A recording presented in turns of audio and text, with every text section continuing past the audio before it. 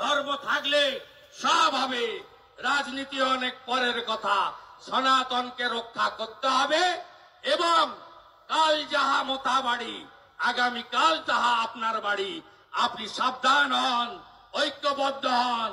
ভাবছেন 300 কিলোমিটার দূরে মুথাবাড়ি, আমার কি? আসতে বেশিক্ষণ সময় লাগবে না।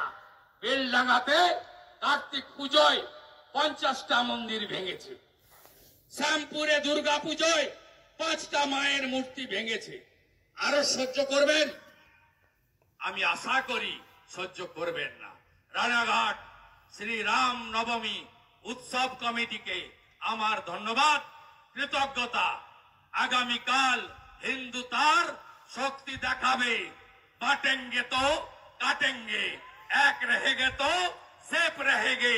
ঐক্যবদ্ধ হিন্দু সমাজ, ঐক্যবদ্ধ হিন্দু সমাজ, রাষ্ট্রবাদ, দেশপ্রেম, ভারত মাতা কি জয় বলে আগামীকাল জয় শ্রীরামে ভরিয়ে তুলবেন, এই আবেদন রেখে আমি আগামীকাল শুরু করব আমার নির্বাচন কেন্দ্র নন্দীগ্রামের সোনাচূড়াতে শ্রীরাম মন্দির নির্মাণের ভূমি পূজন দিয়ে। নন্দীগ্রামের প্রথম হিন্দু শহীদ 2021 সালে হিন্দুত্বের জন্য প্রাণ দিয়েছেন দেবব্রত মাইতি। তার স্ত্রী, তিনি ভূমি পূজন করে শিলান্যাস করবেন। আর আমি গোটা বাংলার হিন্দুদের 30 এপ্রিল অক্ষয় তৃতীয়ার দিন একটি বড় মেদিনীপুরে সনাতন সম্মেলন হচ্ছে, 1 লক্ষ হিন্দু সম্মেলন। সবাইকে যাওয়ার এবং প্রসাদ গ্রহণের আবেদন করে আমার কথা শেষ করলাম।